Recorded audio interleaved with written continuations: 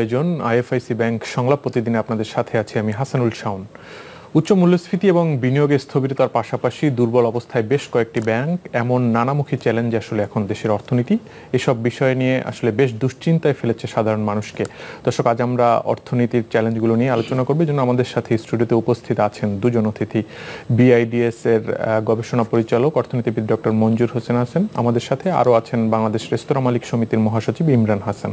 স্বাগত আপনাদের দুজনকে আমাদের স্টুডিওতে। ইমরান হাসান, আপনার কাছে শুরুতে আসতে আসবো। আমরা যে দ্রব্যমূল্য পরিস্থিতি দেখছি, দীর্ঘদিন ধরে একবার এক এক পণ্যর দাম খুব বেড়ে যাচ্ছে।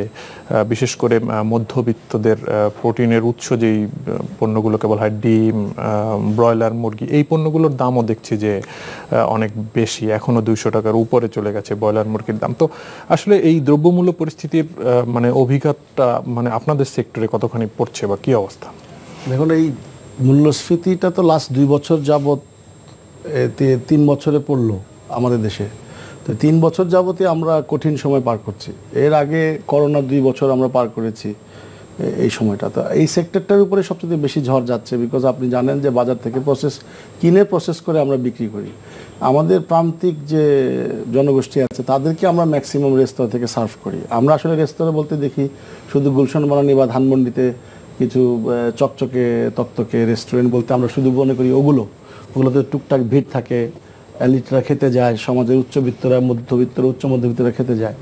কিন্তু প্রান্তিক যে ব্যবসায়ী আছে আমরা খুব বহু দুর্দনীয় কষ্টে আছি। আপনি দেখবেন যে ময়দার দামও বেড়েছে। এখন আমি যে প্রোডাক্টের দাম বাড়াবো, কিছু আমরা বাড়িয়েও ছিলাম, কিন্তু আমার গ্রাহকও কমে গেছে। প্রান্তিক লেভেলে আমাদের 30% গ্রাহক নাই। আর আমরা যতটুকু জানি যে শহরেও কিন্তু বিজনেসটা টোটালি অ্যাফেক্টেড হয়েছে। এই বৈষম্যবিরোধী ছাত্র আন্দোলনের পরে পরিস্থিতিটা আরও ভয়াবহ। আমরা নতুন সরকার আসবে ভেবেছি যে চেঞ্জ হয়েছে, ঠিক আছে, নতুন সরকার 100 দিন চলে গেল, কিন্তু কার্যত কোনো উদ্যোগ আমরা দেখি নাই এই মূল্যস্ফীতি কমানো বা দ্রব্যমূল্যর যে একটা ব্যালেন্স জায়গায় নিয়ে আসা, একটা যৌক্তিক জায়গায় নিয়ে আসা, সেই ব্যাপারে কোনো পদক্ষেপ এখন পর্যন্ত দেখি নাই। প্রথমেই এই বৈষম্যবিরোধী ছাত্র আন্দোলনের ফলে যেই তত্ত্বাবধায়ক সরকার বা অন্তর্বর্তী সরকার গঠিত হয়েছে, সেইখানে আপনি দেখবেন যে যাদেরকে নেওয়া হয়েছে তারা সবাই এনজিও কেন্দ্রিক লোকজন।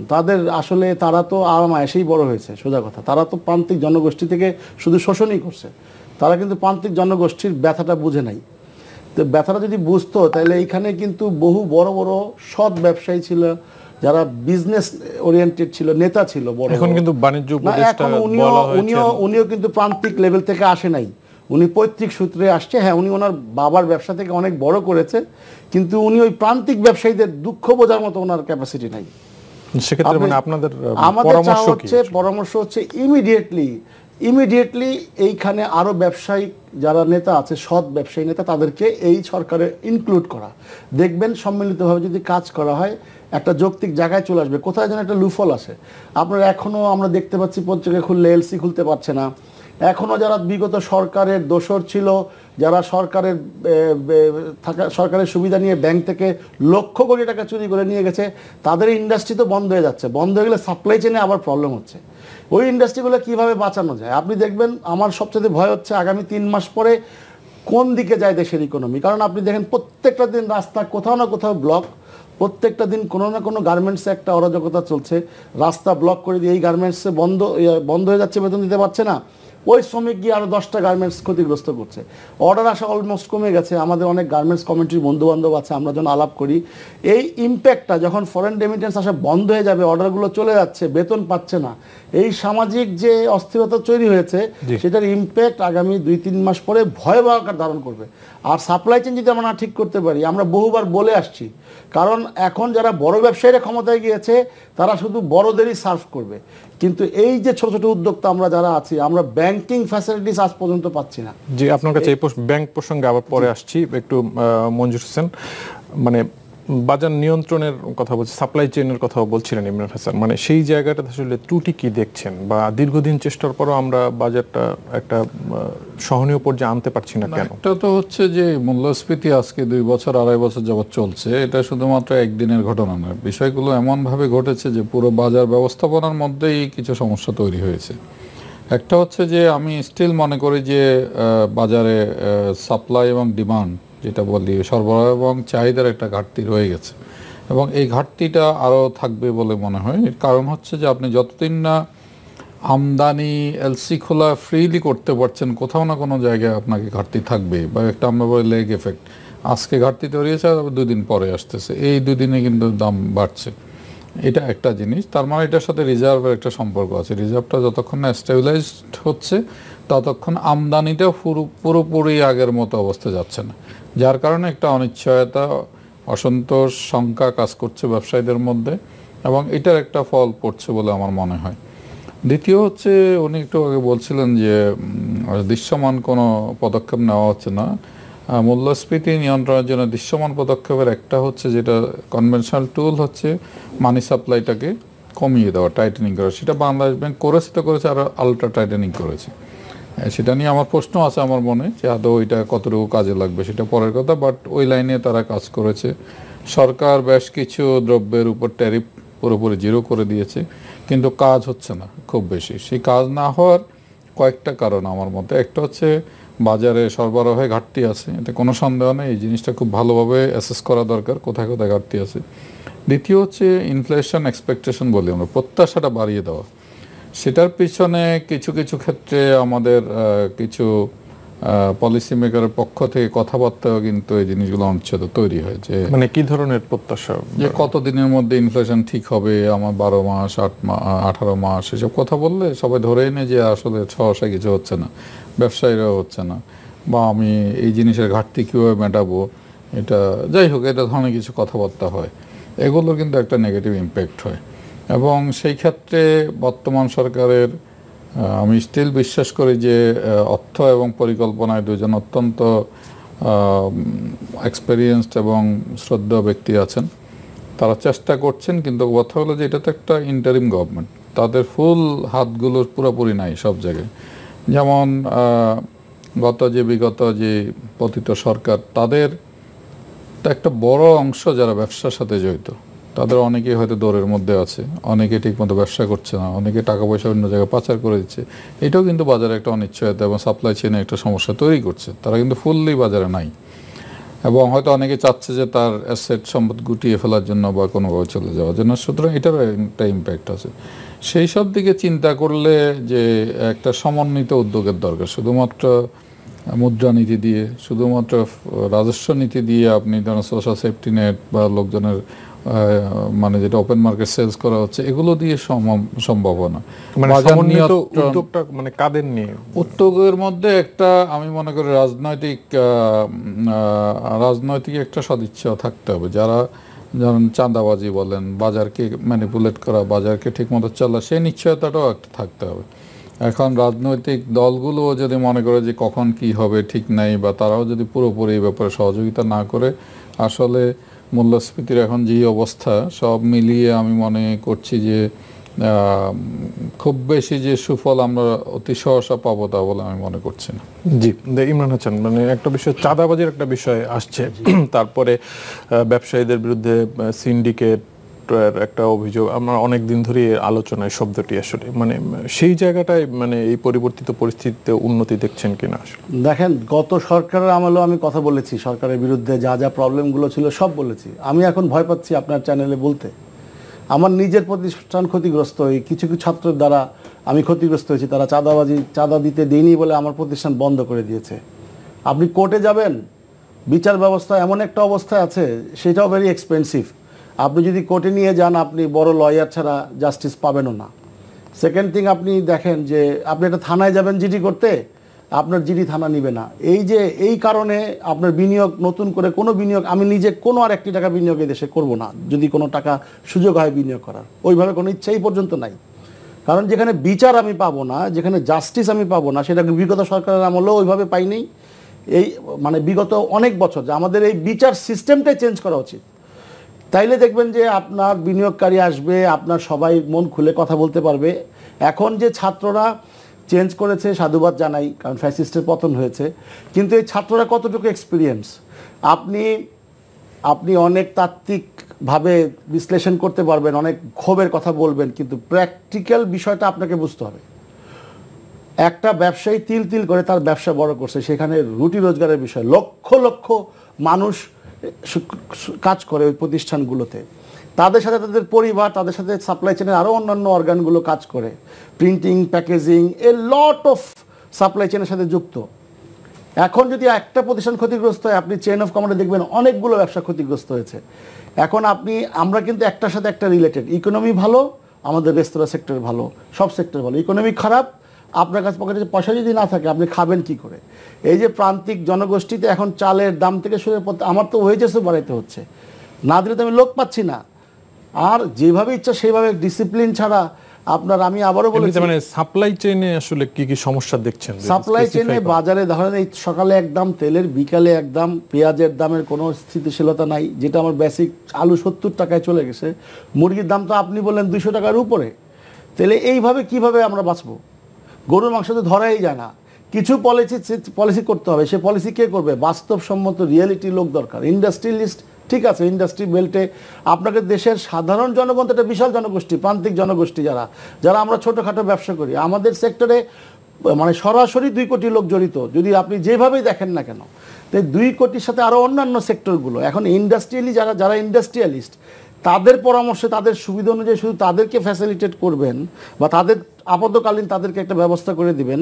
তাদের জন্য ব্যাংক, তাদের জন্য আইন, তাদের জন্য ইম্পোর্ট পলিসি, তাদের জন্য সমস্ত ঋণ, সব কিছু তাদের ব্যবস্থা করে দিবেন। তাদের জন্য বিচার ব্যবস্থাও ঠিক আছে, তার কাছে বড় লয়ার আছে, আপনি যাবেন, যে কোনো পলিসি সে করতে পারবে।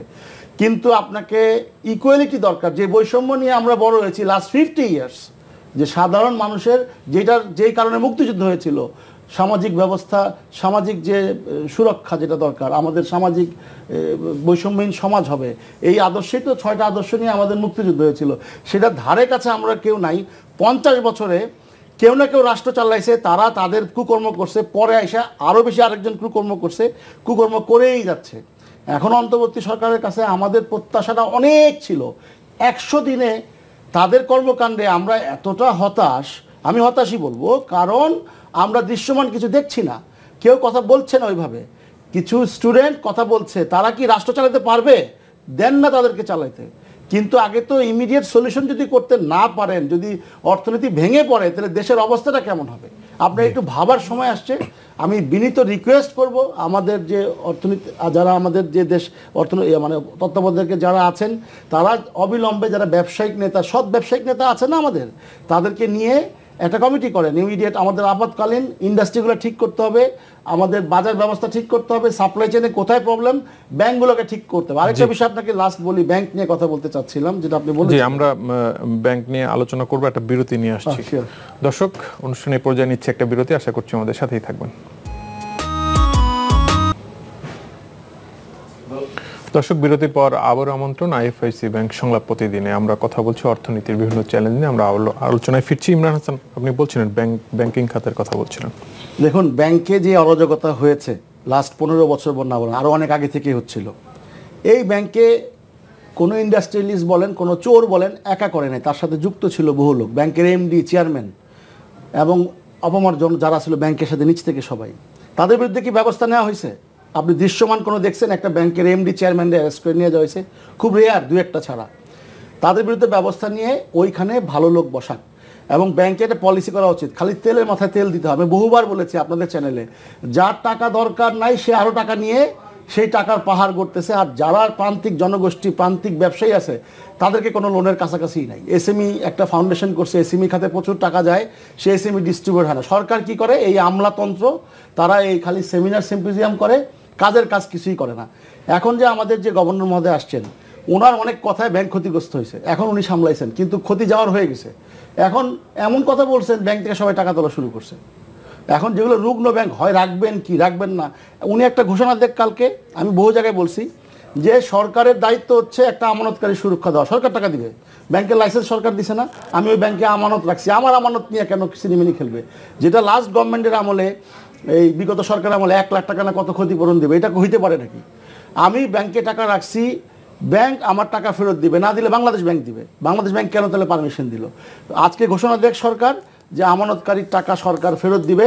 আপনি একটা আইন করুক, অ্যামেন্ডমেন্ট করুক, কালকে ব্যাংকে সব টাকা ফেরত আসবে। এবং যেই ব্যাংকগুলো ক্ষতিগ্রস্ত হয়েছে, সেই ব্যাংকগুলা সব চোরগুলাকে বাদ দিয়ে নতুন করে রিফর্ম করে বড় বড় ভালো ব্যবসায়ীদেরকে আইনা দেখ, আস্তে আস্তে লস রিকভার করবে। জি, আমরা একটু মঞ্জুর হোসেন, মানে দুর্বল ব্যাংকগুলোর কথা বলছিলেন, বেশ কিছু উদ্যোগ নেওয়া হয়েছে বাংলাদেশ ব্যাংক, এক ধরনের তারল্য সংকট আসলে কাটিয়ে উঠতে পারছে না, ভালো কিছু ব্যাংক থেকেও তাদেরকে তারল্যের সাপোর্ট দেওয়া হচ্ছে, মানে উদ্যোগগুলো পর্যাপ্ত কিনা বা কোনো ব্যত্যয় আছে কিনা? না, আমার কাছে উদ্যোগগুলো পুরোপুরি পর্যাপ্ত মনে হচ্ছে না। আমি ওনার সাথে একমত, এবং ওনার লাস্টেরটা আমার কাছে খুব পছন্দ হয়েছে। একটা হচ্ছে যে আপনি ব্যাংকিং সেক্টর, ফিনান্সিয়াল সেক্টরে বলে একটা কন্টাজিয়ন ইফেক্ট বলে, মানে একটা জায়গায় কিছু ঘটলে এটা আস্তে আস্তে সব জায়গায় ঘটতে থাকে। এটা হচ্ছে এরকম একটা জিনিস। ব্যাংকগুলো খারাপ ছিল আমরা সবাই জানি। এখন আমরা এই গভর্নমেন্ট, আগের গভর্নমেন্ট চলে যাওয়ার পরে হঠাৎ করে আমরা সব লিকুইডিটি সাপোর্ট বন্ধ করে দিলাম, ইনফ্লেশন বাড়বে বলে টাকা ছাপাবো না বলে। তাহলে তো আপনি এইভাবে তো একটা জিনিস চলতে পারে না। তাহলে এক হতে পারে আপনি হয় ঠিক মতো চালাবেন, না হলে এদেরকে কী করবেন এটা নিয়ে জনগণকে একটা সঠিক বার্তা দিতে হবে। তন্মধ্যে কিছু জিনিস উনি একটু ইঙ্গিত দিয়েছেন যে ফিনান্সিয়াল সেক্টরে পাবলিক কমিউনিকেশন খুবই গুরুত্বপূর্ণ। এখন সবচেয়ে হর্সেস মাউথ থেকে যদি এরকম আসে অমুক দেলিয়া হয়ে যাবে, অমুক বাংলাদেশের ফিনান্সিয়াল সেক্টর পাকিস্তানের চাইতে খারাপ, আমি ওপেনলি বলতে চাই যে এগুলো ঠিক হয়নি। এগুলো ঠিক হয়নি বলে আজকে এখন আবার বলা হচ্ছে যে বাংলাদেশ ব্যাংক একটা ব্যাংকও দেউলিয়া হতে দিবে না, সরকারের পক্ষ থেকে বলা হচ্ছে ডিপোজিটরদের পুরোপুরি সুরক্ষা দেওয়া হবে। তা সুরক্ষা দেওয়ার একটা মানে প্র্যাকটিক্যাল ভিজিবল কোনো এভিডেন্স দেখাতে হবে, তাহলে সেটা বলতে হবে যে হ্যাঁ আইন করে আগে ডিপোজিট ইনস্যুরেন্স যে স্কিমটা আছে তাতে 2 লাখ টাকা পর্যন্ত, সেটা না বলে আপনারা বলেন যে সরকার সম্পূর্ণ দায় নিল, এ কথা বলে একটা আইন করে দেন, ইমিডিয়েটলি দেখবেন অনেক যেটা বলছে। আমি মনে করি যে কেউ আর ওখান থেকে টাকা উঠাতে যাবে না, সে জানে যে আমি এটা পাবো আজও কালো সেখান থেকে। তাহলে এমন কিছু করতে হবে যেটা এখন আমি আস্তে আস্তে লিকুইডিটি সাপোর্ট, টাকাও ছাপাবো না, ঠিক আছে বুঝলাম টাকা ছাপালে ইনফ্লেশন বাড়তে পারে, কিন্তু সেটারও কতটুকু হয় এটা একটা অ্যাসেসমেন্ট হওয়া দরকার। অন্যদিকে বলছি যে এই ব্যাংক সেই ব্যাংক থেকে গ্যারান্টি দিয়ে কিছু কিছু টাকা দেওয়া হচ্ছে, কিন্তু ব্যাংকগুলো তো আমানতকারীরা টাকা পাচ্ছে না, তাদের যতটুকু টাকা দরকার সেই টাকাটাও উঠাতে পারছে না। এখন আপনি যতই বলেন যে আপনি টাকা উঠাবেন না, ব্যাংকগুলো ঠিক হয়ে যাবে, এই কথা মানুষ বিশ্বাস করবে না, এটা হিউম্যান রেশনাল একটা বিষয়। আপনাকে মুখের কথাতে চিরা বুঝবে না বলে না। তাহলে কিছু মানে ব্যাপার আছে যেগুলো হচ্ছে যে আমাদেরও জানা দরকার যে আসলে এই ব্যাংকগুলোর অবস্থাটা কতটুকু খারাপ, তার অ্যাসেটের টোটাল কত পার্সেন্ট আসলে ব্যাড অ্যাসেট সেটাও জানা দরকার। সেটা কি আসলে রিকভারি করা সম্ভব? সরকারকে হয় লিকুইডিটি সাপোর্ট দিতে হবে, অথবা যারা এগুলো করেছে তাদের যেসব ট্যানজিবল অ্যাসেট আছে সেগুলোকে সরকার কি কনফিসকেট করা হোক, যেটা বলে যে হয়তো বিক্রি করে দিয়ে অন্যের কাছে দিয়ে সেটা নিয়ে নেওয়া হোক, একটা যাতে করে সর্বোচ্চ, আমি মনে করি ওনার ওই এটা হচ্ছে সর্বোত্তম পন্থা হতে পারে। তাই সরকারকে একটা গ্যারান্টি দিতে হবে যে আমরা কারো ডিপোজিট ক্ষতিগ্রস্ত হতে দেবো না, প্রয়োজনে এরকম যদি হয় আমরা রিকভার করব, টাকা লিকুইডিটি সাপোর্ট দেব। এটাই একমাত্র উপায় হতে পারে এই ব্যাংকগুলো থেকে বেরিয়ে আসা। আচ্ছা ইমরান হাসান, মানে ব্যাংক খাতেও তো আমরা সংস্কার শুরু হয়েছে, সেই জায়গাটায় টাস্ক ফোর্স হচ্ছে, কি অবস্থায় আছে সেটি নিরূপণের একটা হচ্ছে, মানে সার্বিকভাবে এই সংস্কার প্রক্রিয়া কেমন দেখছেন? আসলে আমরা কোনো দৃশ্যমান দেখতে পাচ্ছি না। দুই একটা ব্যাংক শুনেছি যে নতুন করে রিফর্ম হয়েছে, কয়েকটা ব্যাংক যেটা দুর্বল ব্যাংকগুলোর বোর্ডগুলো পরিবর্তন আনা হয়েছে। দুর্বল ব্যাংকগুলোকে এখনই বাংলাদেশে বহু সৎ ব্যবসায়ী আছে, অনেক ম্যাক্সিমামই সৎ, এই ব্যবসায়ীদেরকে যুক্ত করে দুর্বল ব্যাংকগুলো তাদেরকে দিয়ে দেওয়া উচিত। এবং ওই যে বললাম, আমার সাথে আমাদের অতিথি মহোদয় একমত হয়েছেন যে সরকার নিশ্চয়তা দিতে হবে, আমি ব্যাংকে টাকা রাখবো, এই টাকাটা আমি ফেরত পাবো। তাইলে দেখবেন যে আপনার এই মানুষের আস্থা ফিরে আসবে, এবং দেখবেন যে ব্যাংক কালকে আজকে অ্যামেন্ডমেন্ট করে আইন করে দেখ, আপনি দেখবেন যে কালকে পরশু থেকে ডিপোজিট জমা শুরু হয়ে গেছে, এবং সরকার কিছু সাপোর্ট দেখ ব্যাংকগুলোকে। আর যে ব্যাংকগুলো যারা খেলাপি হয়েছে, যারা সম্পদ এই লুট করছে, যে টাকা লুট করছে, তাদের যত স্থায়ী অস্থায়ী যত প্রপার্টি আছে সব একটা অর্ডিন্যান্স দিয়ে সব ক্রোক করা হোক, ক্রোক করে ব্যাংক নিলাম করে, ওপেন নিলাম করে বেচে দিয়ে ব্যাংক ক্যাশ করুক। দেরি করতেছে কেন? এটা বিপ্লবী সরকার, জনগণের সরকার, এত দেরি করার তো সময় নাই। আপনাকে হয় শক্ত হইতে হবে, নয় আপনি লেজিটিমেট ইলেকশন দেন, পরবর্তী ইলেকশন সরকার এসে ঠিক করবে। আপনি সংস্কারের কোনো আমরা দেখতে পাচ্ছি না এখন পর্যন্ত কিছু। এমনি ব্যাংকগুলোর মানে আচরণের কোনো পরিবর্তন আসছে কিনা, বিশেষ করে এসএমই বা যে জায়গাগুলো? বিশ্বাস করবেন না, কোনো ব্যাংক 1 টাকা লোন দিচ্ছে না এখন, আমি গ্যারান্টি দিলাম আপনাকে, কোনো ব্যাংক দিচ্ছে না টাকা। এইভাবে কি ক্ষতিগ্রস্ত হবে ব্যবসায়ীরা চিন্তা করতে পারবে না। নতুনদের তো নাই, ছোট ব্যবসায়ীদেরকেও নাই, লোন দরকার সবার আগে ছোট ব্যবসায়ীদেরকে, কারণ ছোট ব্যবসায়ী যদি ঝরে যায়, আপনার এই চ্যানেলে বহু জায়গায় বলেছি, এই বড় বড় কর্পোরেট ব্যবসায়ীরা কিন্তু ছোট ব্যবসায়ীগুলো হাতায় নিয়েছে, এখন ছোট ব্যবসায় ঝরে গেলে তাদের সুবিধা, তারা মোড়ে মোড়ে সুপার শপ করবে, তারা মোড়ে মোড়ে বেকারিগুলো নিয়ে যাবে চেন, তারা মোড়ে মোড়ে রেস্তোরাঁর চেন নিয়ে যাবে। আলটিমেটলি কোনো মানে ছোট ব্যবসায়ী থাকবে না এই দেশে। ওই সাম্রাজ্যবাদের যে চক্রান্ত, সেই চক্রান্ত এখনও চলছে। যে এটা আমাদের পলিটিক্যাল দুর্বলতা, এটা আমাদের আমলাতন্ত্রের দুর্বলতা, এই সব করাপ্টেড মিলে এই দেশটার 12টা বাজায় দিছে। এখন এই 12টা বাজান থেকে বাঁচতে হইলে ইমিডিয়েট সংস্কার না, আপনি করবেন, শুরু করবেন। এত প্ল্যানিংয়ের কি আছে পৃথিবী? এটা তো নতুন গবেষণার কিছু না। অন্য দেশ কিভাবে চলতেছে, তাদের কি আইন কানুন আছে, তাদের কীরকম গঠনতন্ত্র আছে, সেটা আপনি কপি পেস্ট করেন না। বহুবার বলছি, কপি পেস্ট করেন। আপনার এটার জন্য গবেষণা তো দরকার নাই। আপনি ইয়াং কিছু লোকজন নেন, বয়সের ভারে নুজো, আপনি যাদেরকে নিছেন তারা তো স্বাভাবিক এত বয়স হয়ে গেছে, ওই বয়সে বাঁচবো না আমরা হয়তো। তাদের সাথে হেল্পিং হ্যান্ডের জন্য অনেক ট্যালেন্ট লোকজন আছে।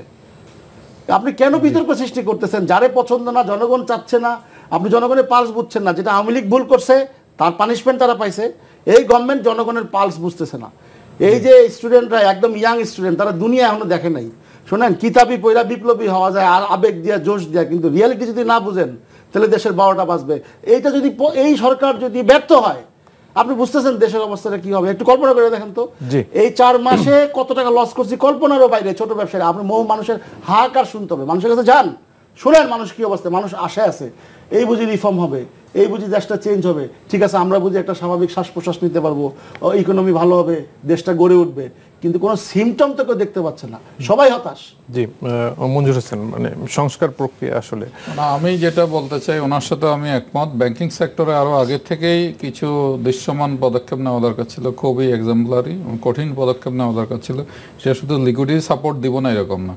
আমার কথা হলো, যারা তাদের বিরুদ্ধে আইনানুগ ব্যবস্থা নেওয়া, তাদেরকে কঠিন শাস্তির আওতায় আনা, যাদেরকে পাওয়া যাচ্ছে, এবং তাদের অ্যাসেটগুলোকে রিকভারি করা যেভাবে হোক, সেই কাজটা কিন্তু হয়নি। যার ফলে কি হয়েছে, ব্যাংকগুলোর দিন থেকে দিন দুর্বল থেকে দুর্বলতর হচ্ছে। এখন আপনি যান ব্যাংকগুলোতে, আগে যা পাইতেন এখন সেই টাকাটাও দিতে পারছে না। এখন 2টা পদক্ষেপ ইমিডিয়েটলি করতে পারে এই সরকার। একটা হচ্ছে, হয় এদেরকে, এতগুলো ব্যাংকের অবস্থা ঠিক না, দরকার ছিল না। এখন কথা হলো যে 10টা 12টা বলা হচ্ছে, এদেরকে সবাইকে কারোর সাথে মার্জ করে দিয়ে উন্নত করা যায় কিনা। না হলে আপনি ইমিডিয়েটলি যারা বড় বড় খেলাপি আছে, যারা টাকা মেরে নিয়ে গেছে, তাদের অস্থাবর যত সম্পত্তি আছে ইমিডিয়েটলি কনফিসকেট করার জন্য 19 বছর অর্ডিন্যান্স করে হোক, যেভাবে হোক নিয়ে নেওয়া, আইনগতভাবে ঠিক করে। এবং তাতে করে আরেকটা আমি মনে করি দ্যাটস ভেরি ইম্পর্টেন্ট, যে সরকারের পক্ষ থেকে একটা গ্যারান্টি ক্লজ তৈরি করা, বা একটা যেভাবেই হোক এটা করাও, জনগণকে জানানো যে আমরা তোমাদের ডিপোজিটের সব অর্থ ফেরত দিব। আমি এছাড়া আর কোনো পথ দেখছি না। এবং অ্যাট দ্য সেম টাইম যেটা হচ্ছে মাইনারি পলিসিতে একটু বলতে চাচ্ছিলাম, যে ইন্টারেস্ট রেটটাকে 15, 16, 17% নিয়ে যাওয়া হয়েছে। এই ইন্টারেস্ট রেটে এই ধরনের সিচুয়েশন আছে, যেখানে হাই ইনফ্লেশন, কারা ইনভেস্ট করতে আসবে? আপনি ধরেন একটা বড় ইনভেস্টর হচ্ছে গার্মেন্টস সেক্টর, তারা তো প্রাইস ম্যানিপুলেট করতে পারবে না, যে অ্যাডজাস্ট করতে পারবে না, তাদের ইন্টারন্যাশনাল প্রাইস সেম। তাহলে তাকে কী হবে, তার প্রফিট মার্জিন কমবে, অথবা তাকে লস করতে হবে এই রিমোট। এবং অনেকেই বলছে ব্যবসায়ীরা যে অতি দ্রুত আরো অনেক বেশি ডিফল্টার বেড়ে যাবে। মানে সেক্ষেত্রে মানে এই যে বিনিয়োগ এক ধরনের স্থবিরতা আমরা দেখছি। বিনিয়োগে যেখানে আমাদের এই ধরনের সিচুয়েশনে বিনিয়োগ বাড়ানো দরকার ছিল, সেখানে আমরা ইনফ্লেশনের ভয়ে বিনিয়োগ কমিয়ে দিয়েছি, এবং সিচুয়েশনটা এমন তৈরি করেছি যে মানি সাপ্লাই কমালেই বোধহয় ইনফ্লেশন কমে যাবে। আসলে এই জিনিসটা থেকে বোঝা দরকার, ইউএস ইকোনমি আর বাংলাদেশ ইকোনমি এক না। ইউএসএ আমি বারবার বলছি, কনজিউমার লোন, রিয়েল এস্টেট লোনের পরিমাণ হচ্ছে 70-80% ব্যাংকের লোনের। সেখানে আপনি ইমিডিয়েটলি ইন্টারেস্ট রেট বাড়ালে অটোমেটিক্যালি অ্যাগ্রিগেট ডিমান্ড কমে যায়, যেটার কারণে ইনফ্লেশন কমে আসে। বাংলাদেশে কনজিউমার লো হচ্ছে 12-13-14%, রিয়েল এস্টেট নিয়ে হলে 20%। তাহলে এই 20% দিয়ে তো আপনি হোল ইকোনমির ডিমান্ড ম্যানেজমেন্ট করতে পারবেন না, আপনি ইনভেস্টর ক্ষতিগ্রস্ত হবে। ইনভেস্টমেন্ট কী হবে, ডোমেস্টিক ইনভেস্টমেন্ট যারা আছে হাই ইন্টারেস্ট রেটে তারা নেবে, নিয়ে তাদের কস্ট অফ প্রোডাকশন বেড়ে যাবে, তারা আরও হাই প্রাইস ক্লেম করবে, তাদেরকে ইনফ্লেশনটা আবার বাড়বে। তারা আমার ব্যক্তিগত মত হচ্ছে এই মনিটারি পলিসির ক্ষেত্রে তো আল্ট্রা টাইটেনিং আমি মনে করি না যেটা খুব বেশি ফলদায়ক হবে, বরং একটা অ্যাকোমোডেটিভ পলিসি, যা 9% পলিসি রেট ছিল, আমি মনে করি ওইটাই যথেষ্ট ছিল। এটা 10% করে কী লাভ হয়েছে, সলভেন্ট ব্যাঙ্কগুলো বাংলাদেশ ব্যাংকে টাকা ইনভেস্ট করে প্রচুর লাভ করতেছে। অন্যান্য দুর্বল ব্যাংক থেকে টাকা এসে ওখানে জমা হচ্ছে, সেই টাকাটা তারা ইনভেস্ট করে বাংলাদেশ ব্যাংকে, আদারওয়াইজ অন্য কোনো লাভ হচ্ছে না, কিন্তু ইনভেস্টমেন্ট সেভাবে যাচ্ছে না। তাদের ইনভেস্টমেন্ট বাড়লো কিনা দেখেন, আরও কমেছে ডেফিনেটলি। ইন্টারেস্ট রেট বাড়াইলেই যে সব সমস্যার সমাধান হয়ে যায় তা না। যে কথা আমরা বলছি, সমস্যা সাপ্লাই চেনের সমস্যা, পলিটিক্যাল এই যে অনিশ্চয়তা, এগুলো অনেক কিছুর মধ্যে। হ্যাঁ, সুতরাং এগুলোকে অ্যাড্রেস করা দরকার, ব্যাংকিং সেক্টরের উপর আস্থা ফিরিয়ে আনতে হবে, যে অ্যাট এনি কস্ট, এর কোনো বিকল্প নেই আমি মনে করি। জি, আসলে আমাদের হাতে আর সময় নেই। আপনাদের দুজনকে ধন্যবাদ স্টুডিওতে এসে গুরুত্বপূর্ণ আলোচনায় অংশ নেওয়ার জন্য।